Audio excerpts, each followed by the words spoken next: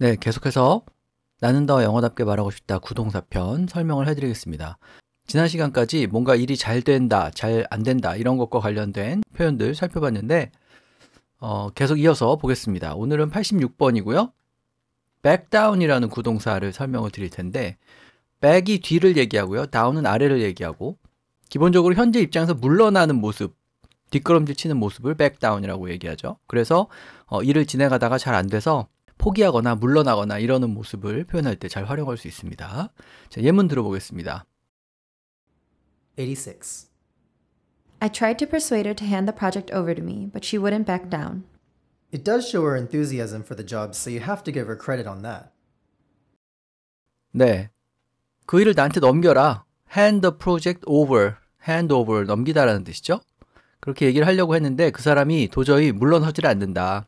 이런 식으로 고집을 부리거나 아니면은 굽히지 않을 때 not back down이라고 얘기하면 되겠죠.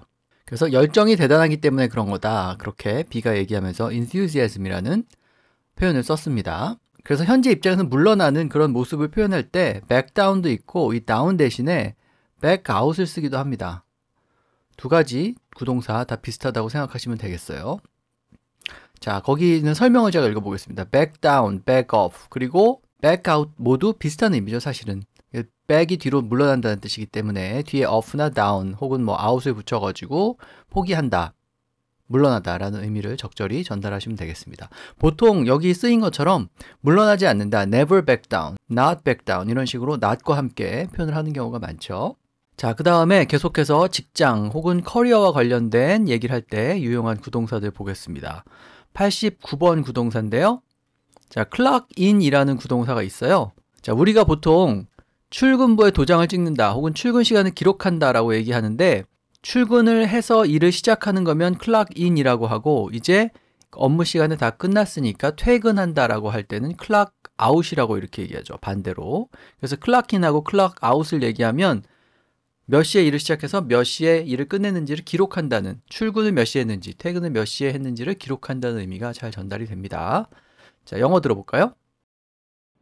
89. Does this company have flexible working hours for its employees? Everyone must be clocked in before 9 a.m. 네, 근무 시간이 좀 플렉서블하냐, 유연하냐 이렇게 물었죠. 그랬더니 모든 사람이 clock in before 9 a.m. 9시 이전에 다 출근한 것으로 기록을 해야 된다 이렇게 얘기했습니다. 원래 이 clock in이라는 표현 말고 punch in, punch out이라는 그런 구동사도 있는데요. 이건 뭐냐면 그 옛날에 punch in이라고 해가지고 그 구멍을 뚫는 기계가 있잖아요. 거기다 이렇게 치킹 해가지고 punch in을 하고 그 다음에 또 퇴근할 때는 거기 또 출근 카드 같은 것을 치킹 넣어가지고 punch out을 하고 그런 장비가 있었죠. 그래서 punch in, punch out이라고 얘기를 했는데 그 펀치 기계를 사용하지 않고 요새는 전산으로 처리하잖아요. 그 표현이 더 발전해서 출근, 퇴근을 나타내는 말로 쓰이게 됐습니다.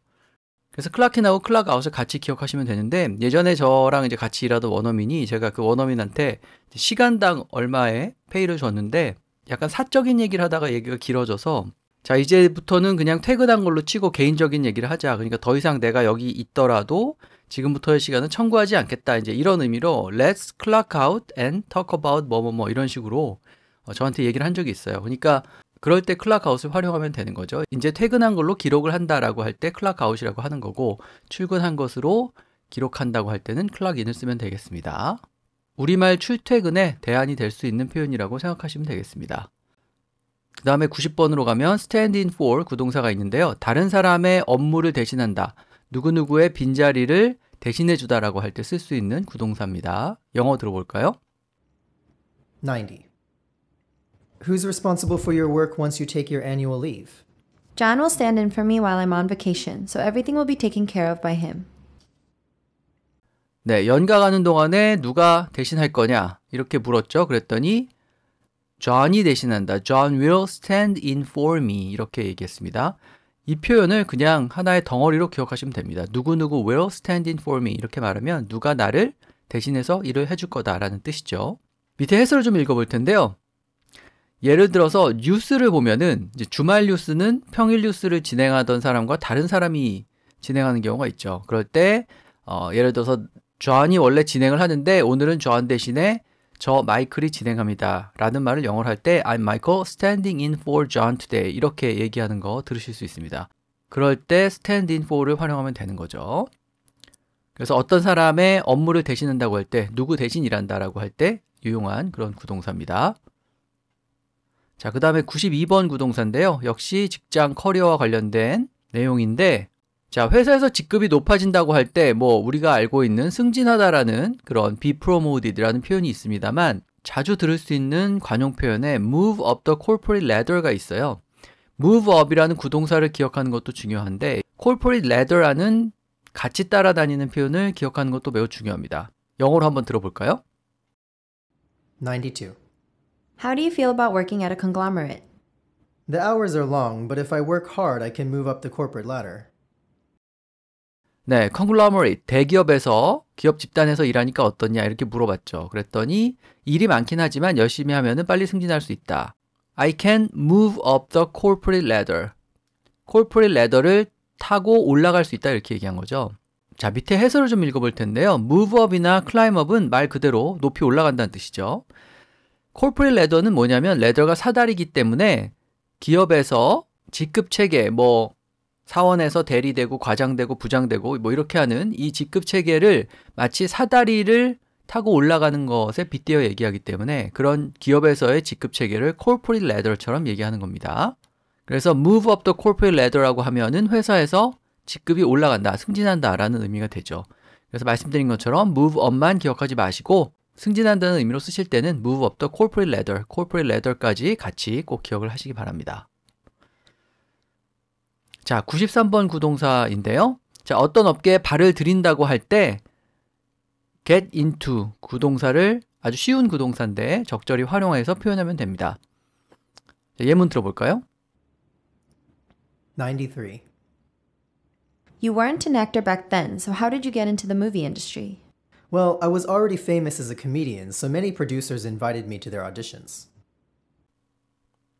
네, 옛날에는 액터가 아니었는데 어떻게 액터가 되었냐 이렇게 물어봤죠. 이제 그 말을 How did you get into the movie industry? 어떻게 영화계에 발을 들이게 됐냐? 어떻게 영화계로 get into 했냐 이렇게 물어본 거죠. 그래서 get into 무슨 industry라고 하면 어떤 업계에 발을 들이다, 어떤 업계에 들어오다 이런 의미가 되겠습니다. 그래서 B가 사람들이 오디션을 보라고 해가지고 오디션을 보고 배우가 되었다 이렇게 답을 했습니다. 자, 그래서 어떤 업계에 입문한다, 뭐 들어간다라고 할 때 굉장히 어려운 표현을 쓸 것 같지만 get into를 적절히 활용하면 되겠습니다. 그런데 get into가 get이라는 기본 동사를 활용하고 있기 때문에 들어간다는 중립적인 의미만 전달하고 있고 어떤 식으로 들어가는지 좀 힘들게 뚫고 들어간다, 영화계에 힘들게 진출했다 그러면 break into, get 대신에 break를 써서 뭔가를 깨고 들어가듯이 힘들게 들어갔다는 의미를 전달하면 되고 dive into라고 하면은 뛰어드는 거잖아요. 물속으로 다이빙 하듯이. 그래서 주저하지 않고 그냥 뛰어들었다 이런 의미를, 그런 뉘앙스를 전달하고 싶으면 get into 대신에 dive into를 쓰면 되겠습니다. 그래서 get into, break into, dive into 따로따로 기억하지 마시고 get into가 기본이고 어떤 뉘앙스를 전달하고 싶냐에 따라서 동사를 break를 쓸 수도 있고 dive를 쓸 수도 있다 이렇게 생각하시면 되겠습니다. 자, 그래서 오늘 93번 구동사 get into까지 설명을 드렸고요. 다음 시간에 또 계속 이어서 설명해 드리도록 하겠습니다.